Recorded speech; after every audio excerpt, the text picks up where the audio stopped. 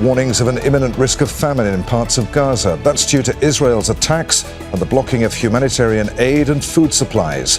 Malnutrition is affecting many people, in particular children, with long-term risks to their health. Is Israel using starvation as a weapon of war? This is Inside Story.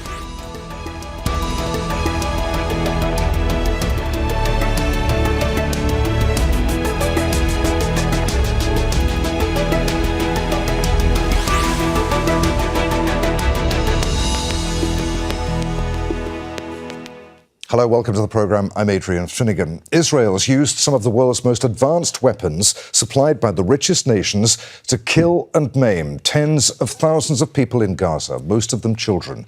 But throughout that, Israel has also been using some of the oldest and most lethal weapons of warfare, siege and starvation, to target all those in the Strip.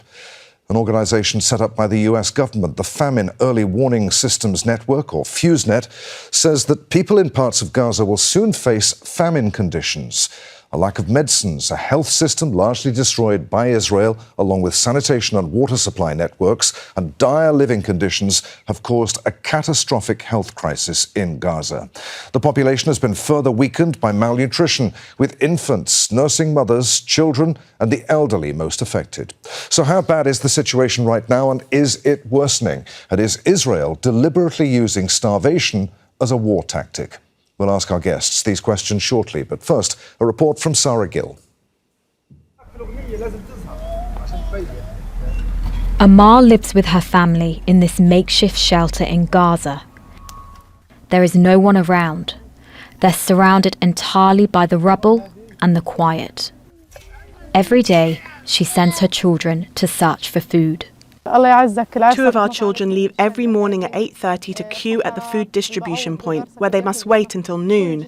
If they can bring back food, we'll have dinner. If not, we must leave it to fate. The food distribution points across Gaza are scenes of desperation. Thousands of children squashed together, holding out empty bowls, waiting for anything that might fill them. This is the daily reality for civilians in the Strip, where life has become a constant battle to survive.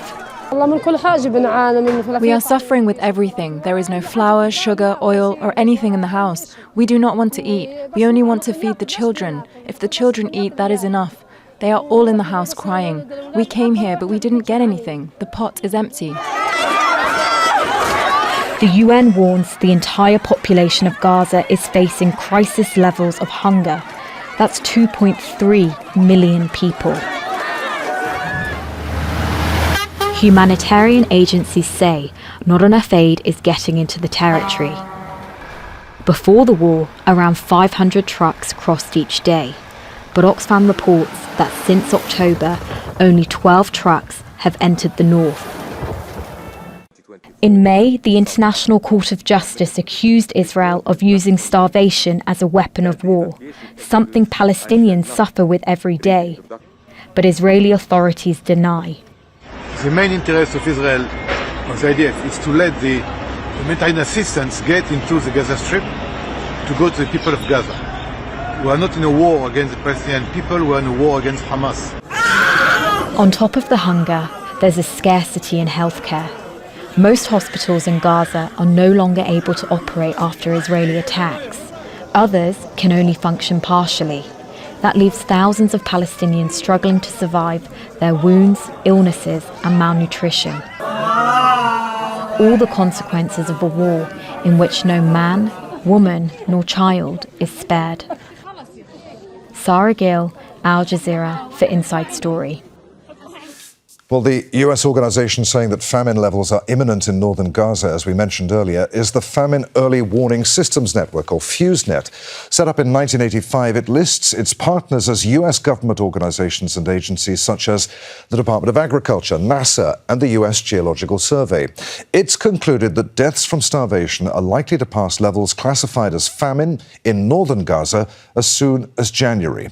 The Famine Early Warning System Network says that unless Israel allows more aid into northern Gaza, up to 15 people a day will die of starvation and related illnesses as early as January. The mortality threshold for famine is considered to be 2 or more deaths a day per 10,000 people.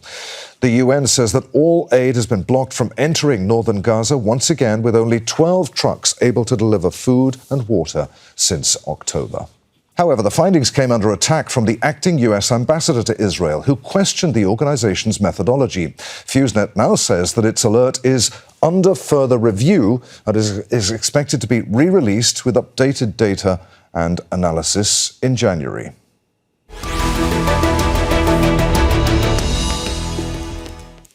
Let's bring in our guests. Arwa Damon is the founder of International Network for Aid, Relief and Assistance. She joins us from Homs.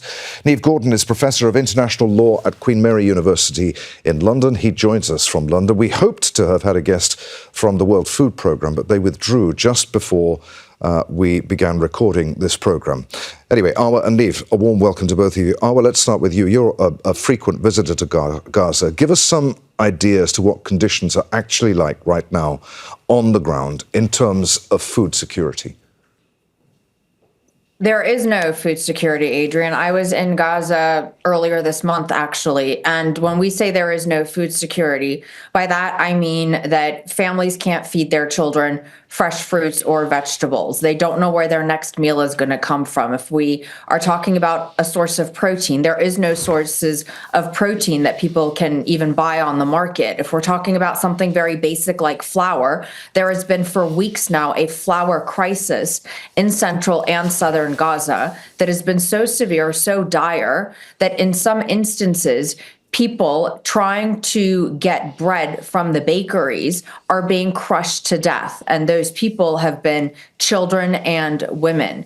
And what aid organizations have had to do now is try to prioritize the few trucks that are permitted entry into Gaza into making sure that they're only carrying flour. What this means is that critical items such as winterization, obviously temperatures are freezing cold right now in Gaza, those items are not being entered at this point because the priority is being given to flour. You can go to any hospital in Gaza and you have children who are injured, who are not healing from their injuries because their bodies are not strong enough to fight off infection. And that is because they're quite simply not getting enough nutrition. And just to maybe put this into a different sort of perspective, I spent a month in Gaza. I can afford, to a certain degree, the crazy prices on the market. But the thing is there's nothing to buy. So even if someone does actually have the means, such as myself, let's be very upfront about that, I was still only eating one meal a day because that's all you can actually find. And I was actually able to bring in food with me prior to my trip. Neve, Israel continues to insist that it's doing nothing wrong and that it's fulfilling its obligations under international law. Is Israel using starvation as a weapon of war? Definitely. I think we also need to look at the history of its use of food insecurity and starvation to understand the current moment. This is, well, what we're seeing now is a kind of cumulative situation, but actually since Israel occupied the Gaza Strip in 1967, it has been using food and food insecurity as a tool of management and control of the Palestinian people. We have tables of the Israeli government showing that it calculates the amount of calories that it allows to enter the Gaza Strip, and keeping the Gaza Strip in regular periods, not in cycles of violence, right above the catastrophe level. And then in each cycle of violence, when suddenly there's a bit less food, malnutrition spikes. Now, that was before October 2023. In October 2023, the Israeli government said very clearly that it wants to use food as a weapon of war in order to defeat Hamas. But what it actually is doing is using food as a weapon of war in order to advance settler colonialism, in order to empty the northern Gaza Strip of the civilian population so that Jewish settlers... It's committing genocide, you're saying? I think Israel is committing genocide in the Gaza Strip. I think that most human rights organizations have already reached that conclusion. Most international lawyers have already reached that conclusion. And even the International Court of Justice has said that it's possibly genocide already back in January. And we're almost a year later where the situation is much, much more grim than it was in January. Arwa, you touched upon it a few moments ago. What does starvation do, in particular to young bodies, in terms of normal mental health and physical development? It completely hinders it.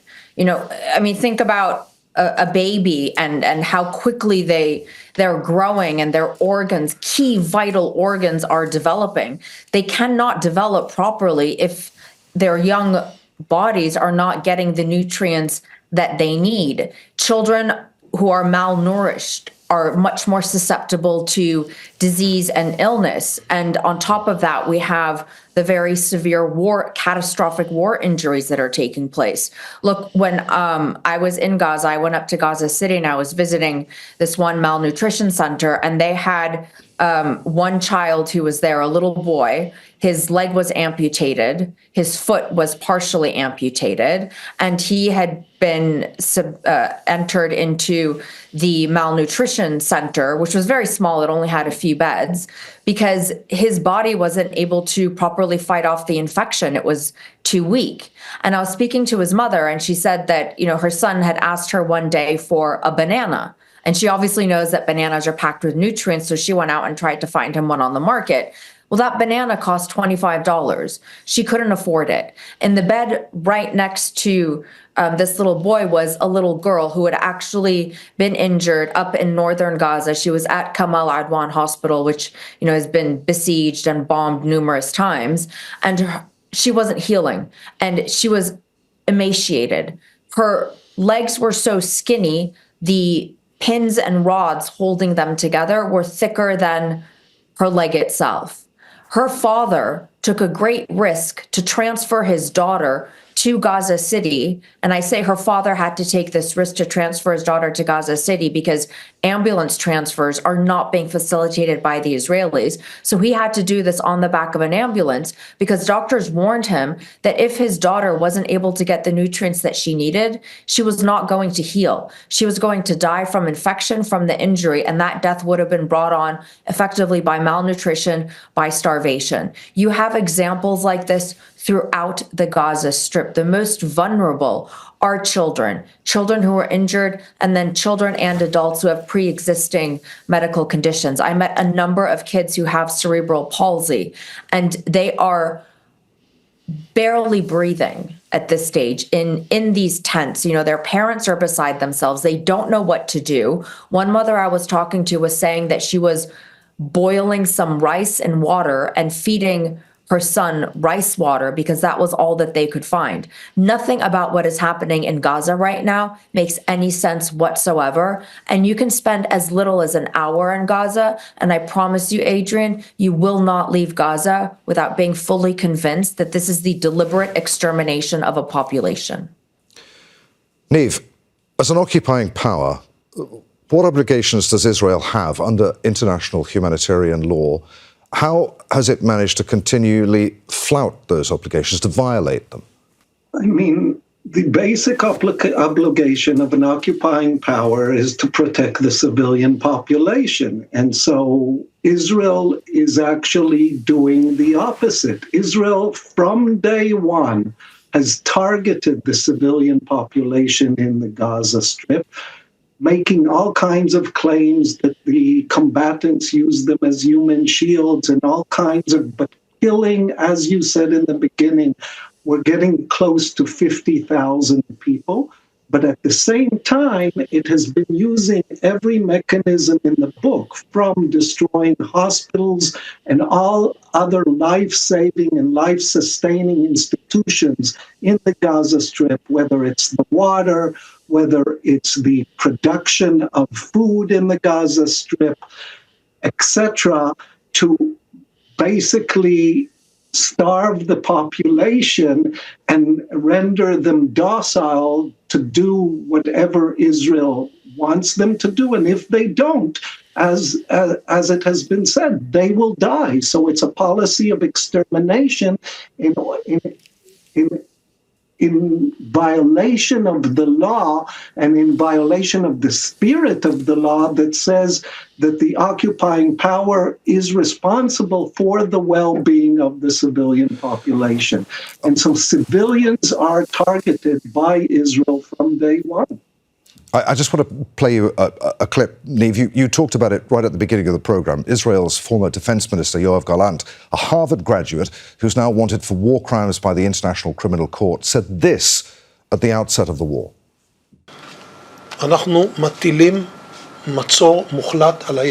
I have ordered a complete siege on the Gaza Strip. There will be no electricity, no food, no fuel. Everything is closed. We are fighting human animals and we are acting accordingly.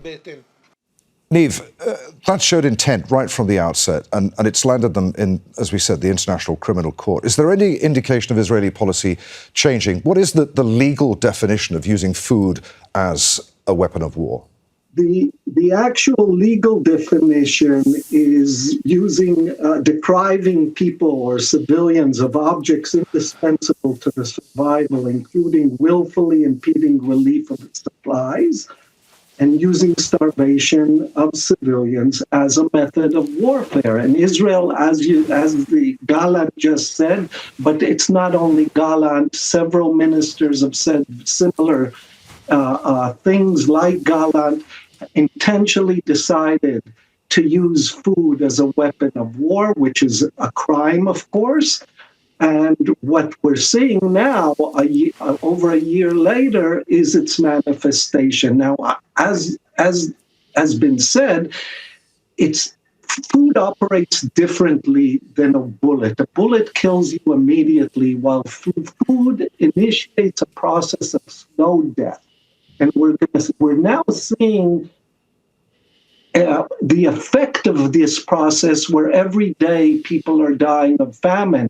But this is still nothing compared to what we will see if Israel does not stop its policies. And according to Israeli human rights organizations who filed an appeal way back in March against the Israeli government, asking the court to demand that food be allowed to enter the Gaza Strip. The court has yet to rule over 9 months later, but Israel has admitted to the court in its responses that it is not delivering sufficient amount of food. It does not deliver food on the Jewish holidays. It has delivered approximately, on average, 30 trucks of food per day throughout October and November, while before the siege began, before October 7th, 500 trucks were entering, and the Gaza Strip had at the time also its own productive capacity to feed 15-20% of the population. So today we are in a situation where people are dying daily, and some of them, their death will come in a few months, but it will be as a result of what is happening today. Arwa, what obstacles has Israel put in Arwa's way as you tried to help the people of Gaza? Look, there are multiple obstacles that we keep trying to circumvent, but they're really two key ones. The first is what is actually being cleared to get into Gaza. Right now, the average wait time for a truck is roughly 74 days. The other issue is moving the humanitarian items from the crossing point, with Kerem Shalom, or Kerem Abu Salim as it's known, being the main one, further into Gaza. And that is where we keep coming across the looting and the criminal activities that are taking place that are basically meaning that the aid is getting lost. And no, this is not being carried out by Hamas. These are criminal gangs that are operating in areas that are fully under Israel's control. There are areas that are designated a red zone. These are areas that we can only move through. Our trucks can only move through after very lengthy and careful coordination with the Israeli side and after receiving a green light from the Israeli side. We have repeatedly been asking for either alternative routes that are more secure or for Israel to secure the routes that it is designating for our use. We have also been asking to be able to use some sort of protection for the convoys. However, on the few occasions where aid organizations have attempted to use the remnants of Gaza's police force to protect the convoys, they have been bombed. There have been efforts earlier in the year to try to also use the police force to secure the route that, again, Israel designates for our use. They have been bombed. The other challenge that we face is what we can actually move within the Gaza Strip. And this is where we really move into kind of the realm of the absurd. So let's go back to talking about flour and the fact that there is a severe shortage in central and southern Gaza. 25-kilogram bag of flour in southern and central Gaza costs roughly $700 to $900. Obviously, it is completely unaffordable. But here's the crazy part, is in Gaza City itself, that same bag of flour costs you roughly $1.50 to $2. Because Israel is letting flour into Gaza City, but it's only letting flour into Gaza City. So in Gaza City, there's plenty of bread to eat, but very little else. In southern and central, zero bread, zero flour, very little that's affordable on the market. And we, aid organizations, are not permitted to move flour, for example, from Gaza City to the rest of the Strip. And so you've got layer upon layer upon layer of these like ridiculously absurd challenges that you keep trying to, jump mental hoops around. And it's just, it really feels like it's a situation that's being made so deliberately impossible to try to force aid organizations to somehow just give up, except none of us are willing to give up. We're not going to give up. Neve, we talked earlier about the US organization, the Famine Early Warning System Network, saying that unless Israel allows more aid into northern Gaza, up to 15 people a day will die of starvation. And the mortality threshold, of course, for famine considered to be 2 or more deaths a day per 10,000 people. Is Gaza already suffering a famine? Why the debate about the use of that word? Is it perhaps a statistical issue in that it's hard to pin down actual numbers in Gaza due to the logistical problems around gathering data there? So there are several issues here. One is evidence. Israel does not allow foreign journalists to enter the Gaza Strip. It does not allow several fact-finding missions to enter the Gaza Strip. It wants to cover up the evidence. And so that has been a strategic policy of Israel since day one. 2, if the U.S. admits that Israel is carrying out famine in northern Gaza, then according to its own laws, it cannot send weapons to Israel. It cannot aid this use of starvation as a weapon. So the U.S. itself is in a kind of bind. Some of its agencies are looking straight forward and seeing what they see and are saying, hey, Israel is carrying out starvation and using it as a weapon against the Palestinian people.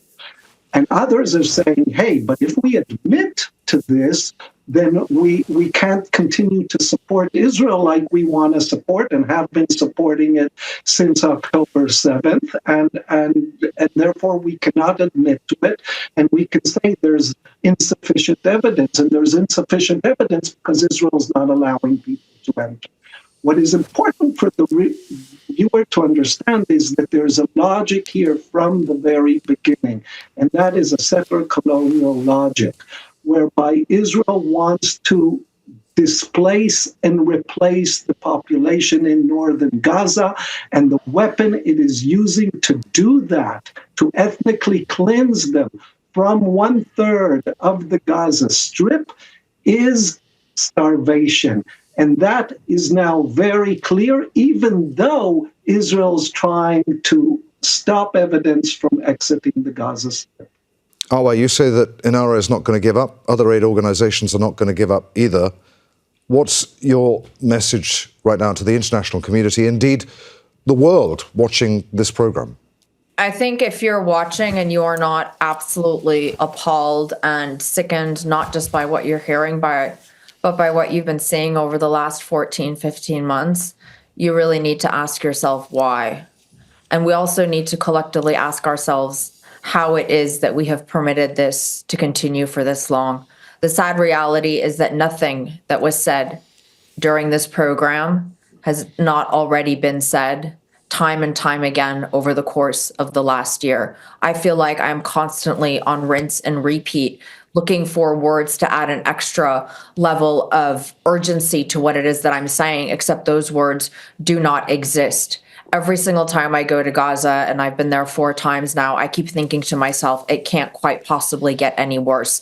And yet somehow it does. And you see the toll that this is taking on people beyond the bombs and the bullets and the physical injury. You see it in the way that they move, the way that they carry themselves, the way that their faces are just almost devoid of expression, the way that their eyes are deadened, the way that you can't barely coax a smile out of a child because people are psychologically exhausted, but they're also physically exhausted and they are hungry. When you meet up with your crew in the morning, for example, the conversation isn't, hey, how are you? It's, hey, what did you eat last night? You know, this idea of hunger and starvation, it permeates every single fiber of your being. Getting food for yourself and for your family adds on an extra level of strain and toll onto everybody. And it is beyond being sort of a stain on our collective humanity that we have allowed the situation not just to deteriorate to this point, but actually to continue this long. And there we must end it. My thanks to you both, Arwa Damon and Neve Gordon. Thank you for watching. Don't forget you can see the programme again at any time by going to the website at aljazeera.com. For further discussion, you can join us at our Facebook page at facebook.com/AJ Inside Story. And of course, you can join the conversation on X, our handle there at AJ Inside Story. From me, Adrian Finighan, and the team here in Doha. Bye for now.